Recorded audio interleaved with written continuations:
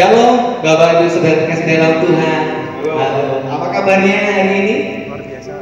Saya doakan Bapak Ibu semua yang di rumah, keluarga GPI Semarang ini, semuanya dalam keadaan baik-baik saja. Amin. Amin. Ya, kita perlu menguatkan dan iman kita bahwa hidup kita ada di dalam tangan Tuhan, ada di dalam pemeliharaan tangan Tuhan. Amin.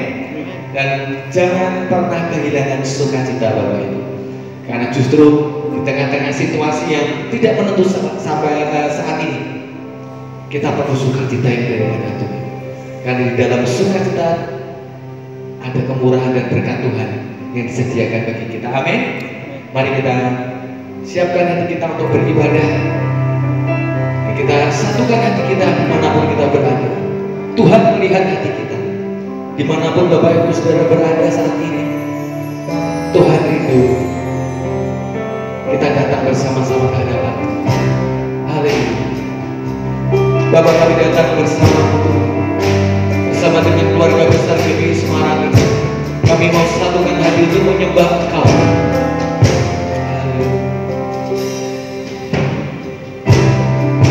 Bapakku datang menyembahmu di sini. Ku percayakan pada padamu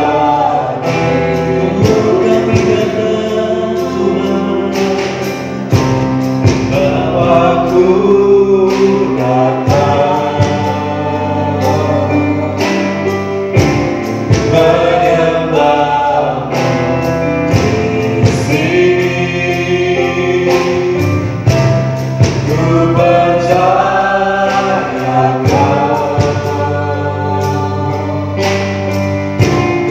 ada bagiku dan persatukanmu sekarang sekarang. Kau selalu berikan kau di dalamku. Kau selalu jelas kau berdirimu. Saat ku lemah kau kuatku. Nyanyi haleluya. Ku nyanyi haleluya.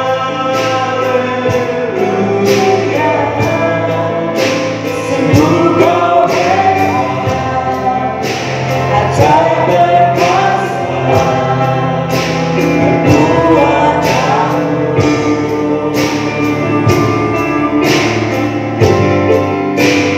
Ku nyanyi haleluya.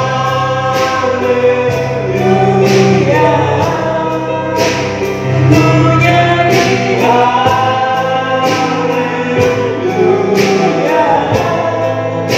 Sungguh kau hebat, ajaib perkasa, kekuatanmu.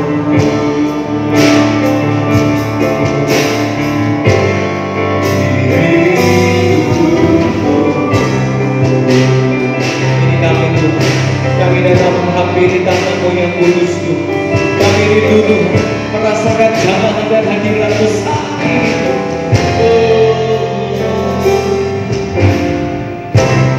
Bapakku datang menyembahmu. Kami percaya Tuhan Kau ada bersama kami. Ku percayakan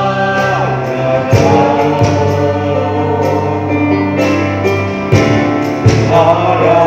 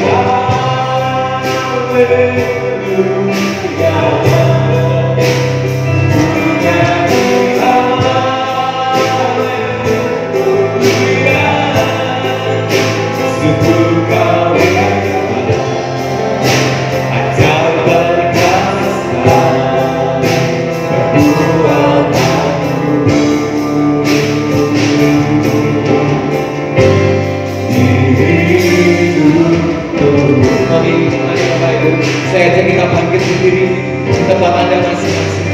Mari kita bangkit berdiri. Kita hampiri kata Tuhan yang kudus saat ini. Haleluya.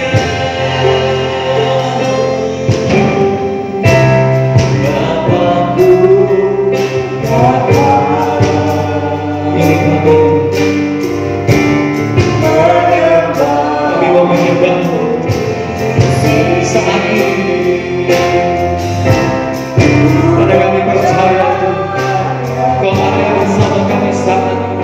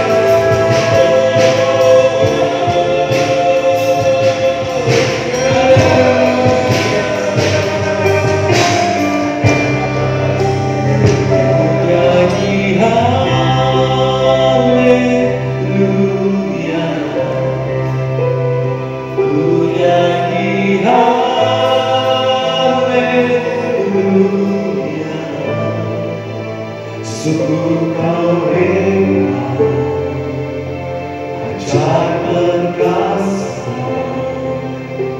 perbuatan. Sembah Dia semua, nyanyikan pujian untuk menyembah. Ku nyanyi haleluya,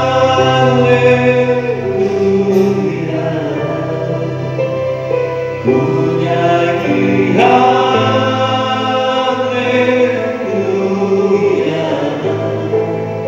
Sungguh kau hebat, ajaib perkasa. Sungguh kau hebat, sungguh kau hebat, ajaib. Sungguh kau hebat, sungguh kau hebat, ajaib perkasa, perbuatanmu.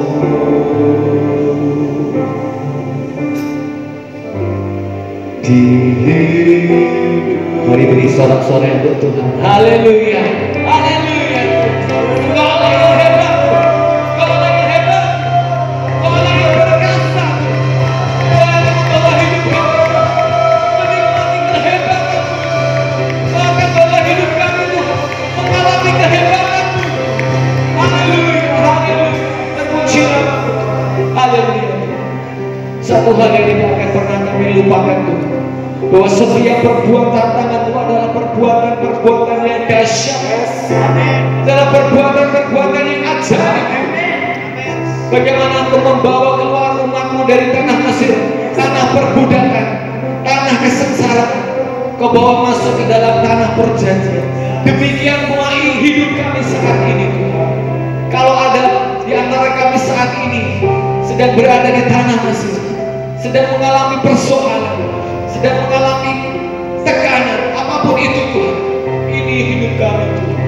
Kami berseru kepada Engkau Tuhan, ulurkanlah tangan-Mu Tuhan, bawa kami Tuhan ke dalam tanah perjanjian, yaitu tanah kudus Tuhan, yang di dalamnya ada sukacita, yang di dalamnya ada kemuliaan, yang di dalamnya ada kemurahan.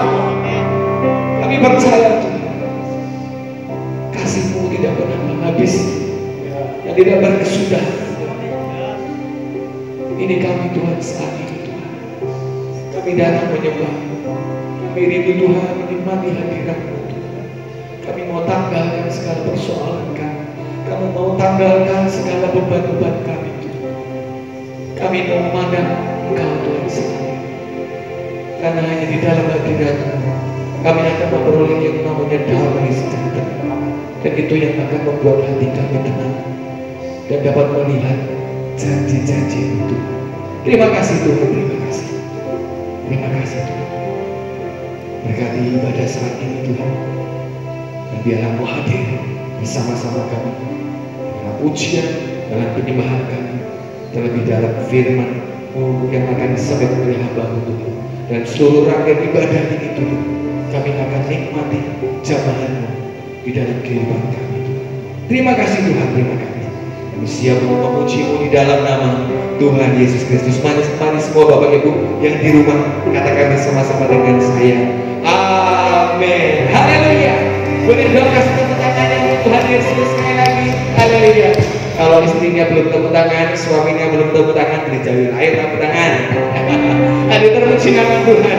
Siap untuk memuji Tuhan Bapak Ibu? Karena nama Tuhan adalah menara yang kuat. Di dalamnya kita akan memperoleh perlindungan dan keselamatan. Haleluya.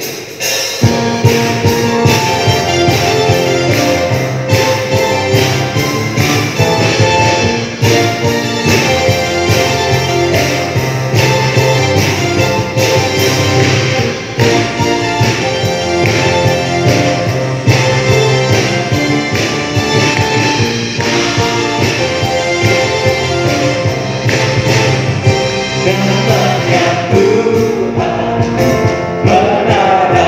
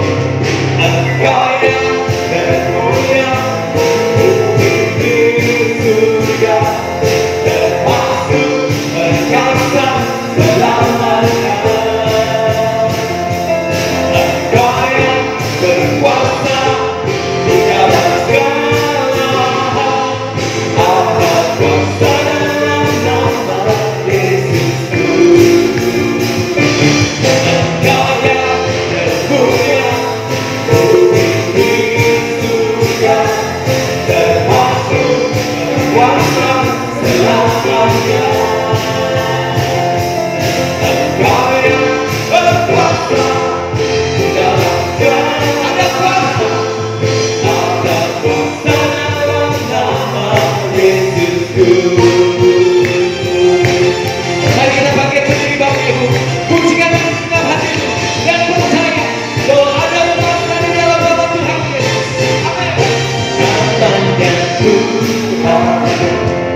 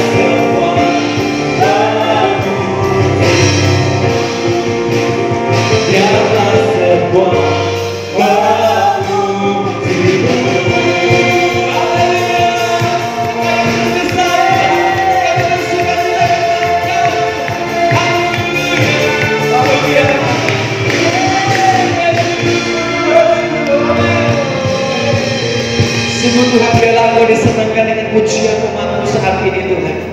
Karena hanya ini yang bisa kami berikan Tuhan. Pujian dari hati kami, pujian dari roh kami Tuhan. Dan kami siap Tuhan, sebentar kami mau menerima firman-Mu yang kudus Tuhan. Dan biarlah firman-Mu Tuhan menjadi terang bagi jalan hidup kami Tuhan. Kami siap Tuhan. Ku yakin saat Kau berfirman, ku menang saat Kau bertindak. Hidupku hanya ditentukan oleh perkataanmu.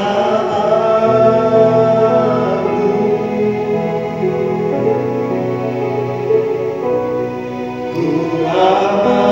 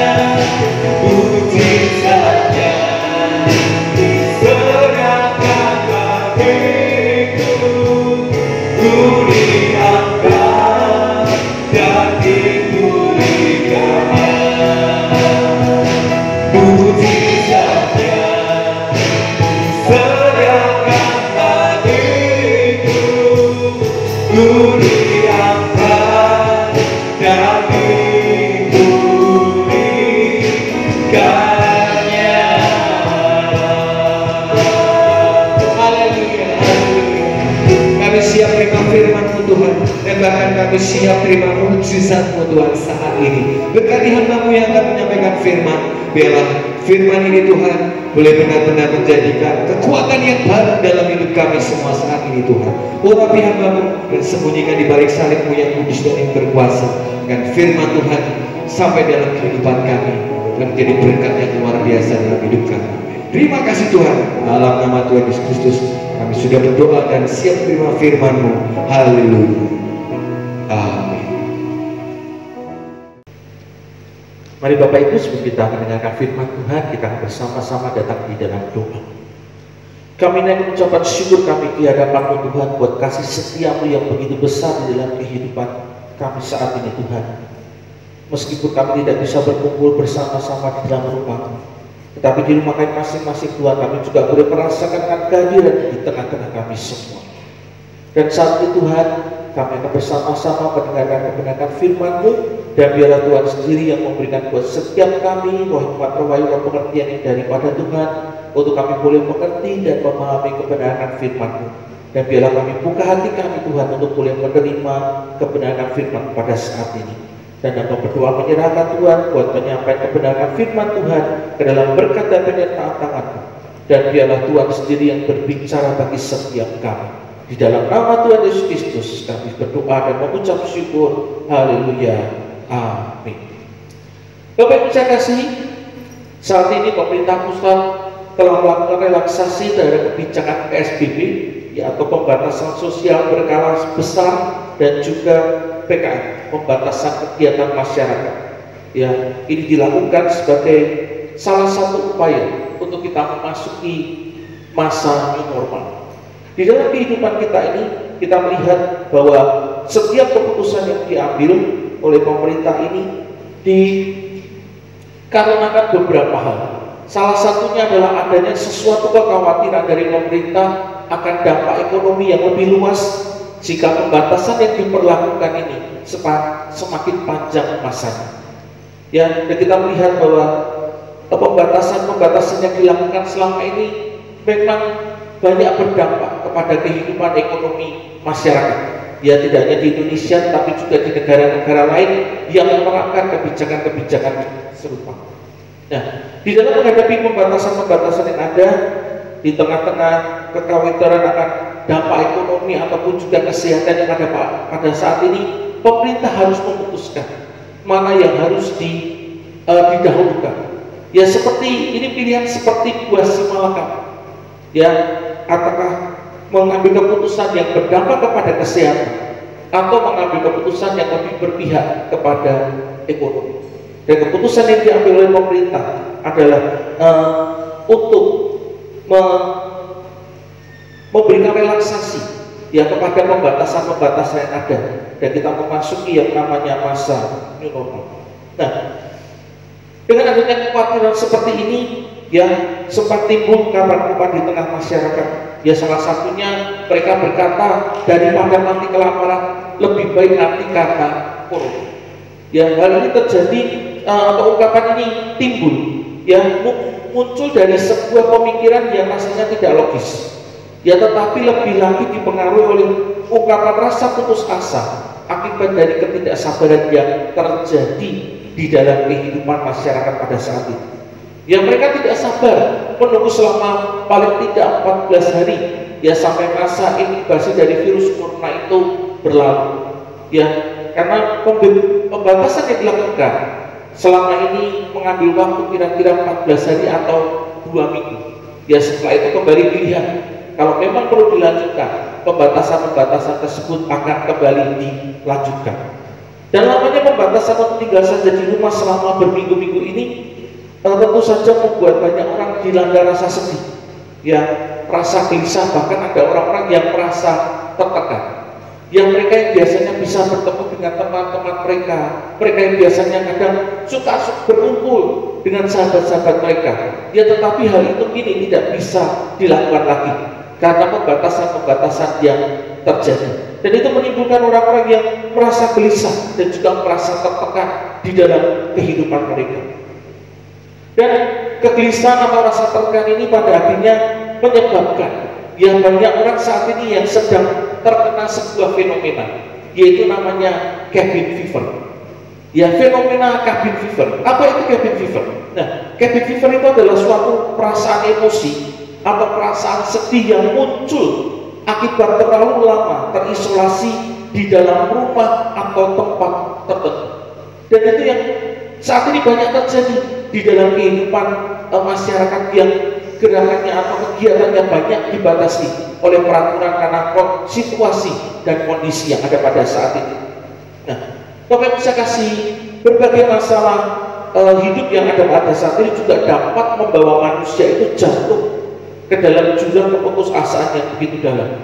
Ya, dengan permasalahan yang begitu berat, dengan masalah yang silih berganti ada dalam kehidupan kita, ya masalah yang selama beberapa bulan ini belum terselesaikan dengan baik, itu bisa membawa manusia atau kita itu jatuh ke dalam jurang keputusasaan yang begitu dalam.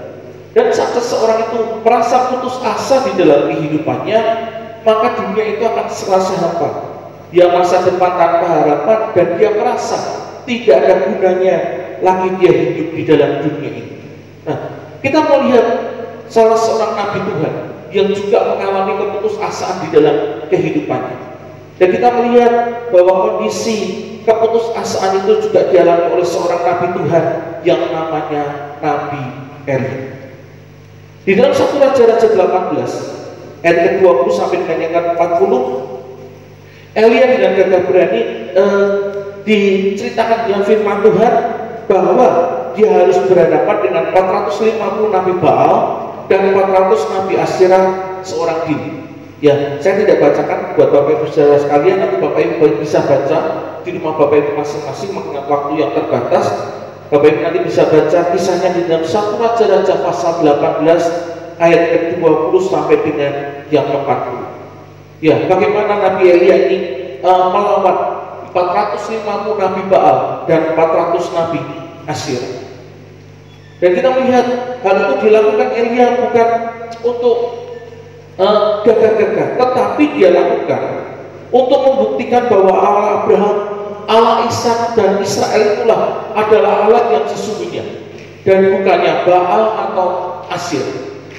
Itu Elia lakukan ya untuk menunjukkan kepada bangsa Israel pada waktu itu ya bahwa Allah yang hidup itu bukanlah Baal, Allah yang hidup itu bukanlah dewa Asyera, tetapi adalah Allah dari Abraham, Ishak dan Yakub yang berkuasa atas dunia ini. Pada awalnya Elia berharap melalui kemenangan yang terjadi yang dialami saat itu akan membawa bangsa Israel ini kembali kepada Tuhan, membawa bangsa Israel menjadi bertobat dan kembali menyembah kepada Allah yang hidup. Tetapi kenyataan yang dia terima pada waktu itu justru ancaman dari Ratu Isabel yang menginginkan nyawa dari Nabi Elia. Itu yang Elia hadapi. Dan kita lihat bahwa di luar semua kisah yang luar biasa yang pernah dilakukan oleh Elia, kita tahu bahwa dia tetaplah seorang manusia biasa yang punya kelemahan dan keterbatasan seperti diri kita semua. Ya, sekalipun Elia nabi yang hebat, dia dikenal sebagai nabi api, dia dikenal sebagai nabi hujan, tetapi di atas semua kelebihan yang dia miliki, dia tetaplah manusia biasa yang sama seperti kita. Elia pun pernah berada dalam puncak putus asa di dalam kehidupannya. Bahkan di puncak rasa putus asanya, dia pernah berdoa agar Tuhan mengambil nyawa. Saya bacakan di dalam 1 Raja-Raja 19 ayat 4, dikatakan oleh firman Tuhan, tetapi ia sendiri masuk kepada gunung sehari perjalanan jauhnya, lalu duduk di bawah sebuah pohon ara. Kemudian ia ingin mati, katanya, cukuplah itu sekarang ya Tuhan, ambillah nyawaku, sebab aku ini tidak lebih baik daripada nenek moyang. Dia satu ungkapan keputusasaan yang begitu dalam yang Elia alami saat itu, sehingga dia berkata, Tuhan, ambillah nyawaku, karena saat itu dia sedang merasa ada di dalam kekalahan, sekalipun dia pada waktu itu sudah mengalami kemenangan yang hilang-hilang untuk mengalahkan nabi-nabi Baal dan juga nabi Asyera. Bapak bisa kasih, lihatlah di mana seorang nabi besar seperti Elia pun dapat juga mengalami anti klimaks menghadapi ancaman dari Isabel. Elia mengalami keputusasaan di dalam hidupnya. Nah, saat ini kita akan melihat beberapa hal yang dapat kita pelajari dari kisah keputusasaan yang dialami oleh Elia, yang mungkin saja bisa terjadi di dalam kehidupan kita. Yang pertama, yang bisa kita pelajari dari kisah Elia yang sedang mengalami keputusasaan, di dalam kisah ini kita bisa melihat hal yang pertama, bahwa kita itu punya Allah yang peduli. Di tengah keputusasaan yang kita alami, kita melihat bahwa kita itu punya Allah yang peduli. 1 Raja ke-19 ayat ke-5 sampai ke-8 dikatakan oleh firman Tuhan, sesudah itu ia berbaring dan tidur di bawah pohon ara itu. Tetapi tiba-tiba seorang malaikat menyentuh dia serta berkata kepadanya, bangunlah, makanlah. Ketika ia melihat sekitarnya, maka pada sebelah kepalanya ada roti bakar dan sebuah kendi berisi air. Lalu ia makan dan minum, kemudian berbaring pulang. Tetapi malaikat Tuhan datang untuk kedua kalinya dan menyentuh dia serta berkata, bangunlah, makanlah. Sebab kalau tidak, perjalananmu nanti terlalu jauh bagimu. Maka bangunlah ia lalu makan dan minum. Dan oleh kekuatan makanan itu, ia berjalan 40 hari 40 malam lamanya sampai ke gunung Allah, yaitu Gunung Horeb. Bapak saya kasih Tuhan bagi Elia tidak pernah berhenti. Bahkan Tuhan mengirimkan malaikatnya untuk menuntun Elia supaya ia dapat tetap bertahan di dalam panggilan. Tuhan memberi makan Elia itu 2 kali. Bahkan Tuhan juga berikan kepada Elia kesempatan untuk beristirahat, memulihkan kondisi. Dan dari makanan yang diberikan oleh Tuhan kepada Elia, firman Tuhan katakan, dari apa yang diberikan Tuhan untuk membuat Elia sanggup berjalan 40 hari 40 malam sampai ke Gunung Horeb tanpa makan dan minum. Di sini kita bisa melihat bahwa di tengah keputusasaannya, Elia ini mendapatkan kekuatan ekstra dari Tuhan untuk dia bisa melanjutkan perjalanannya. Elia mendapatkan kekuatan supranatural yang tidak bisa dia dapatkan dari makanan biasa saja. Makanan yang disediakan Tuhan itu bukan makanan yang biasa, tetapi makanan yang membawa Elia ini mendapatkan kekuatan ekstra, sehingga dia boleh melangkah menuju ke gunung Tuhan di Gunung Horeb, di mana Tuhan menemui Elia secara pribadi. Tapi saya kasih, Tuhan tidak pernah membiarkan hidup anak-anaknya itu mengalami kehancuran. Sebab Tuhan yang kita percaya adalah Tuhan yang sangat peduli dengan kehidupan kita. Apapun yang sedang kita alami saat ini, ingatlah selalu bahwa kita punya Tuhan yang selalu peduli dengan keadaan kita. Hari-hari ini di sekeliling kita ada banyak orang yang sedang merasa letih, mereka sedang merasa lesu, mereka sedang berbeban berat, sehingga karena segala macam pergumulan yang sedang mereka alami saat ini, mereka mudah menjadi orang-orang yang kehilangan semangat dan menjadi putus asa. Dan untuk keluar dari keputusasaan itu bukanlah satu hal yang mudah. Dan di dalam kondisi seperti inilah kita membutuhkan kekuatan ekstra agar kita bisa bangkit dari keterpurukan yang kita alami. Bagaimana caranya agar kita bisa mendapatkan kekuatan ekstra? Kita akan menerima kekuatan ekstra dari Tuhan yang melalui pembacaan Alkitab kita setiap hari. Ketika kita membaca Alkitab, kita sedang memberi makan roh kita. Kita sedang memberikan kekuatan bagi rohani kita untuk kita tetap kuat, kita bisa tetap teguh untuk menghadapi segala pergumulan yang ada. Naikkan juga selalu pujian, dan jangan lupa untuk kita selalu mengucap syukur kepada Tuhan. Ya, dengan pembacaan Alkitab, melalui pujian dan juga ucapan syukur kepada Tuhan, kita akan menerima kekuatan ekstra yang Tuhan berikan kepada kita.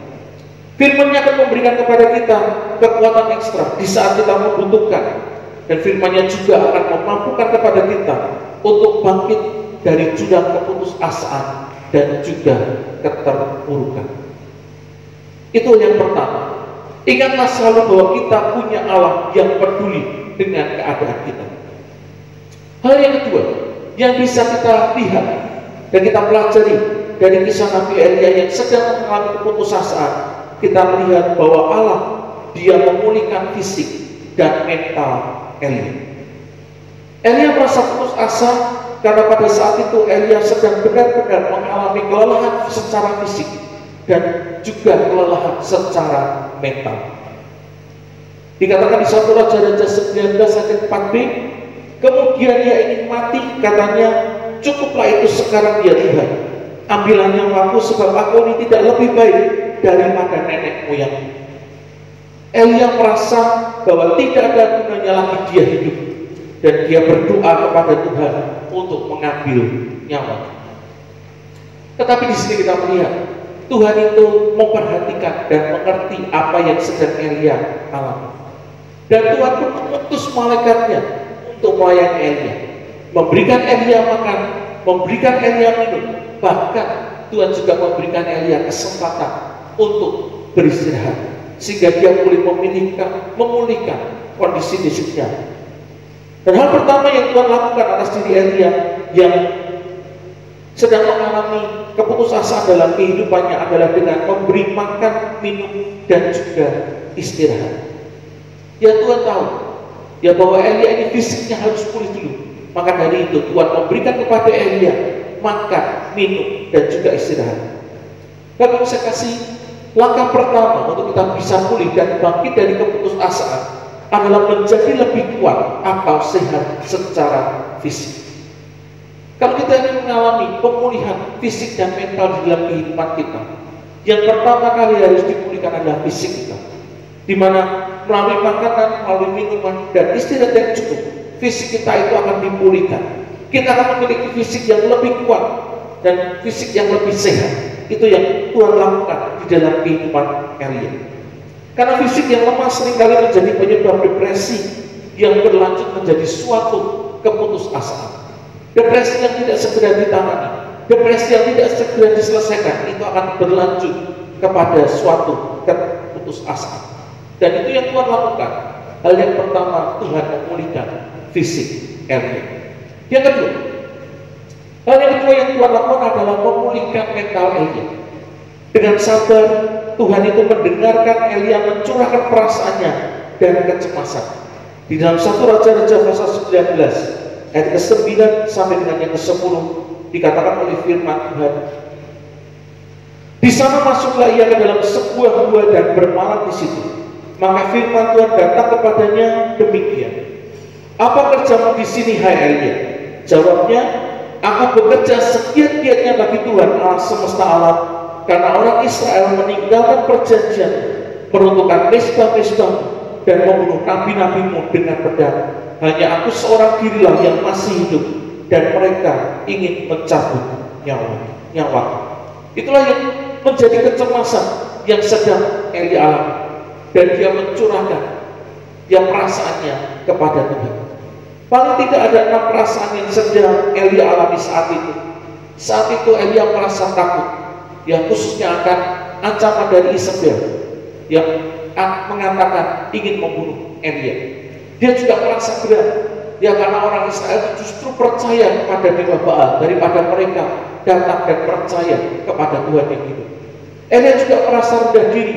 Dia saat itu juga sedang merasa marah.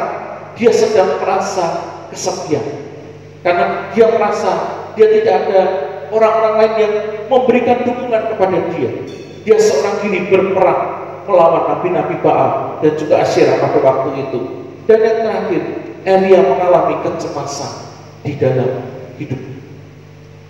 Tapi saya kasih, ketika Anda merasa putus asa, Anda dapat mencurahkan perasaan Anda kepada Tuhan. Jangan mencurahkan perasaan Anda kepada teman, kepada sahabat. Karena ketika kita mencurahkan perasaan kita kepada teman, kepada sahabat, belum tentu mereka bisa memberikan solusi yang terbaik buat setiap keputusasaan, buat setiap kecemasan, buat setiap ketakutan, buat setiap hal yang kita rasakan di dalam kehidupan kita. Tetapi ketika kita datang kepada Tuhan, kita mencurahkan isi hati kita kepada Tuhan, Ya, kita percaya bahwa Tuhan sanggup untuk menolong dan memulihkan kehidupan kita. Dan jika Tuhan mau mengulurkan tangannya kepada Elia, maka hal yang sama akan Tuhan lakukan bagi kita. Kita ingat bahwa Elia memang nabi Tuhan yang besar, tetapi kita juga tidak lupa bahwa Elia juga manusia biasa sama seperti kita, yang punya keterbatasan di dalam kehidupannya.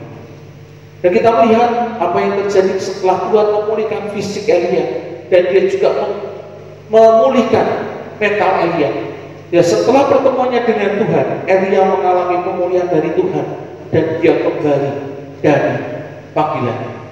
Elia tidak lagi mengalami keputusasaan, yang Tuhan sudah memulihkan kehidupannya, sehingga Elia kepada panggilannya. Di dalam 1 Raja-Raja 19 ayat ke-15 sampai dengan yang ke-18 mencatat apa yang Elia lakukan pasca pemulihannya. Setelah dia bertemu dengan Tuhan, dia setelah Tuhan memulihkan fisik dan mental Elia, ya Elia kembali kepada panggilannya. Beberapa hal yang Elia lakukan setelah dia dipulihkan oleh Tuhan dari keputusasaannya. Yang pertama, dia mengurapi 2 orang raja, yaitu Hazael menjadi raja atas Aram, dan Yehu cucu Nimsi sebagai raja atas Israel. Dan yang kedua, dia mengangkat Elisa sebagai pengganti. Dan hal yang ketiga, Tuhan menunjukkan kepada Elia bahwa dia tidak sendirian. Firman Tuhan mencatat bahwa Tuhan menunjukkan kepada Elia ada 7.000 orang Israel yang tidak sujud menyembah kepada Baal. Kita melihat bagaimana Tuhan itu berkarya memulihkan kehidupan Elia. Dan kalau Tuhan bisa memulihkan keadaan Elia pada waktu itu, Tuhan juga sanggup memulihkan keadaan Anda dan saya. Bapak bisa kasih, sekalipun kita sedang mengalami pergumulan yang berat di dalam kehidupan ini, janganlah berputus asa. Sebab kita punya Allah yang sanggup untuk menolong dan memulihkan kita.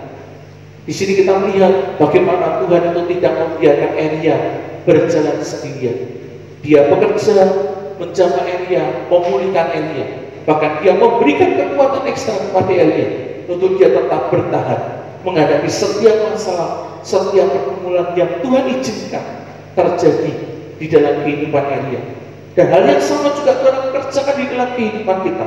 Sekalipun kita diizinkan Tuhan untuk menghadapi segala pergumulan dan permasalahan yang ada di dalam kehidupan kita, percayalah dan jangan putus asa bahwa Tuhan itu adalah Tuhan yang sanggup untuk selalu menolong dan memulihkan kehidupan kita.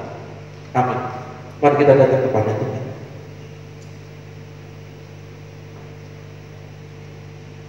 Terima kasih Bapa buat firman-Mu yang boleh hamba-Mu bagikan bagi jemaat-Mu saat ini. Dan biarlah firman yang hamba bagikan boleh menjadi rema bagi setiap kami semua. Sekalipun saat ini kami menghadapi pergumulan ataupun permasalahan yang berat, tetapi biarlah kami boleh tetap selalu berharap.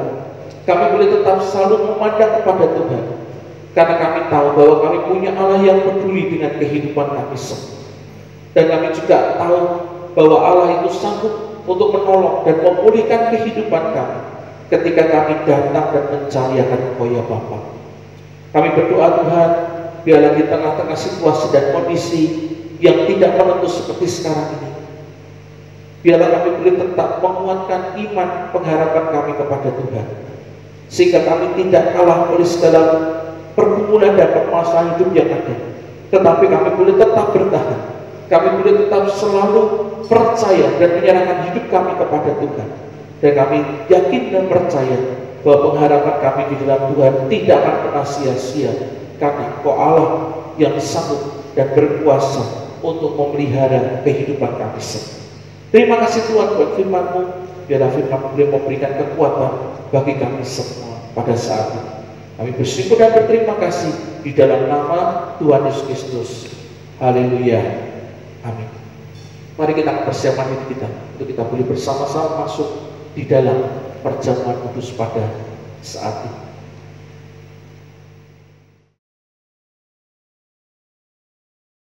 Saudara-saudara, sekarang kita akan masuk di dalam sakramen perjamuan kudus.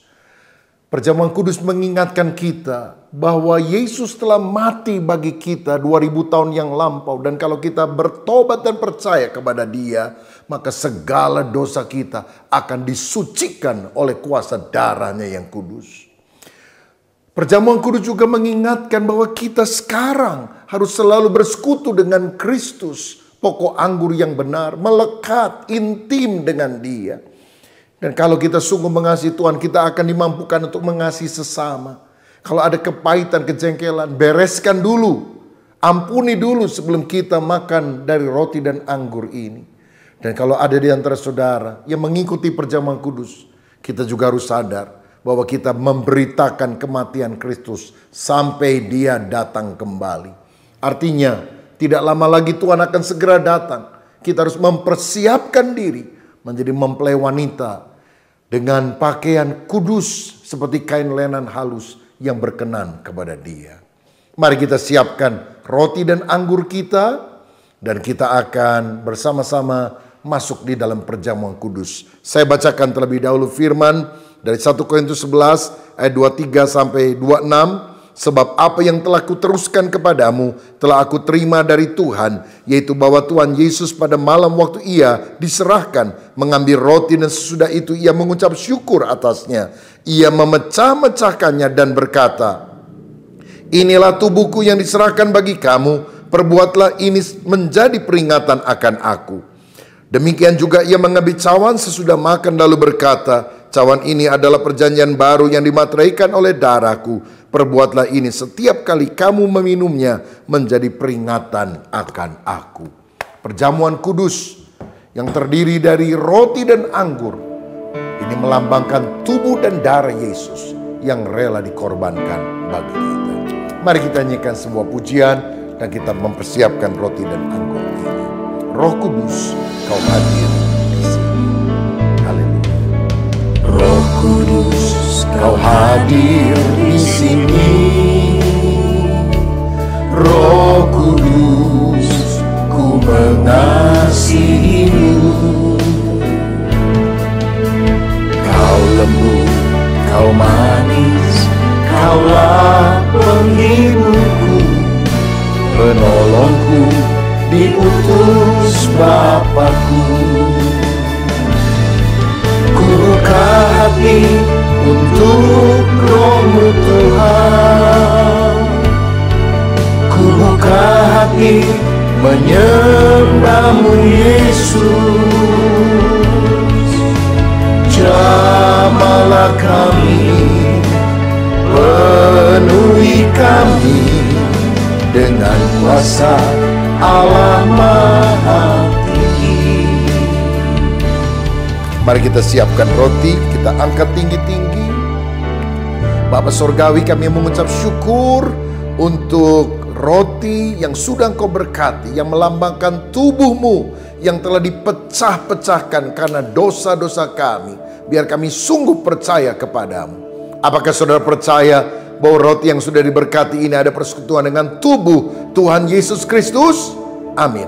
Mari kita makan dalam nama Tuhan Yesus Kristus.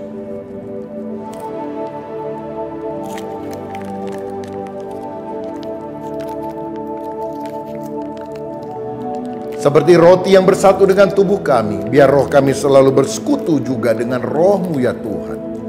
Setelah makan, kita angkat cawan anggur. Darah Yesus menyucikan, bilur Yesus sanggup menyembuhkan segala macam penyakit kita. Apalagi pada hari-hari ini kita membutuhkan perlindungan kuasa darah Yesus. Biarlah kita sungguh-sungguh minta agar Tuhan melindungi kita dengan urapannya. Apakah saudara percaya bahwa anggur yang sudah diberkati ini ada persekutuan dengan darah Tuhan Yesus Kristus? Amin. Kita minum dengan iman dalam nama Yesus. Haleluya, haleluya, haleluya. Terima kasih Tuhan, terima kasih. Bapa Surgawi, kami mengucap syukur karena kami bisa bersekutu dengan tubuh dan darah-Mu melalui perjamuan kudus ini. Biarlah Engkau lanjutkan kasih setia-Mu dalam kehidupan kami. Walaupun di dalam wabah COVID-19 ini, kami mohon proteksi Tuhan. perlindungan-Mu juga atas bangsa negara kami Indonesia.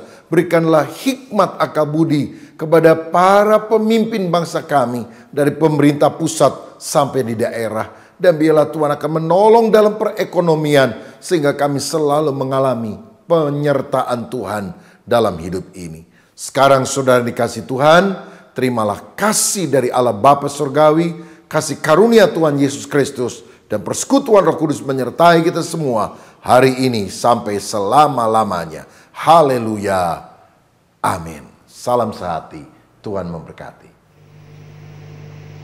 Shalom jemaat yang dikasih Tuhan, dimanapun kita berada, sekalipun saat ini kita hanya dapat beribadah di rumah masing-masing, tapi kami selalu berdoa, biarlah pengharapan dan iman kita tetap senantiasa kuat di dalam Tuhan kita Yesus Kristus. Sebuah pengumuman bahwa kasih Tuhan, ibadah raya kita minggu depan pada tanggal 28 Juni, ibadah masih akan diadakan secara online pada pukul 8 pagi, ya, hari Minggu tanggal 28 Juni. Dan firman Tuhan akan disampaikan oleh Bapak Pendeta Dwi Gatot Supra Setia MTH.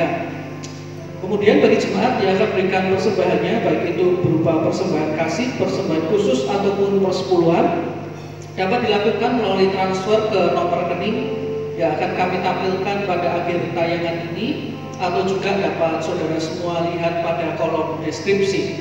Dan marilah kita turut mendukung usaha yang dilakukan oleh pemerintah untuk memasuki masa new normal dan tetap mengikuti prosedur kesehatan yang telah ditetapkan. Tuhan Yesus memberkati. Dan sekarang kita akan mengakhiri ibadah kita hari ini dengan doa berkat. Mari kita berdoa. Terima kasih Tuhan, kami sungguh bersyukur kami masih diberikan kesempatan untuk datang untuk beribadah meskipun secara online. Kami masih boleh memuji, mengagungkan nama-Mu dan menerima berkat-Mu dalam hidup kami Tuhan. Dan sebentar kami akan akhiri ibadah kami dan berdoa Kau curahkan berkat-Mu Tuhan atas hidup kami semua. Bapak Ibu dikasih Tuhan, pada akhir ibadah kita, mari angkat kedua tangan-Mu kepada Tuhan, tangkap dan terimalah berkat Tuhan atas hidup-Mu. Tuhan memberkati keluarga dan rumah tangga-Mu. Tuhan memberkati usaha dan pekerjaan-Mu. Tuhan memberkati Engkau dengan kesehatan yang baik. Tuhan memberkati pendidikan yang Kau jalani. Tuhan memberkati pelayanan makin dahsyat dan makin luar biasa. Tuhan memberkati hidupmu sehingga hidupmu berhasil, beruntung dan berkemenangan. Tuhan memberkati engkau dan melindungi engkau. Tuhan menyinari engkau dengan wajahnya dan memberi engkau kasih karunia. Tuhan menghadapkan wajahnya kepadamu dan memberi engkau damai sejahtera dari sekarang sampai Maranatha, saat Tuhan Yesus yang sangat kita kasihi datang kembali untuk kali yang kedua. Dan semua yang percaya terima berkat Tuhan berkata amin. Tuhan berkati kita semua. Amin.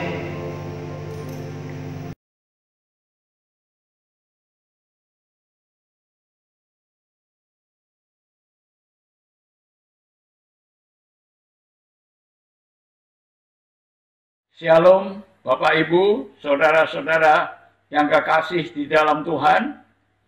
Sehubungan dengan merebaknya pandemi Corona dan banyaknya saudara-saudara kita yang kehilangan pekerjaan atau penghasilan sehingga mengalami kesulitan untuk biaya hidup sehari-hari, maka dengan ini saya sebagai Gembala Sidang GBI Semarang Indah mengajak saudara-saudara untuk mengadakan aksi sosial paket sembako GBI Semarang Indah bagi anggota jemaat kita yang membutuhkannya.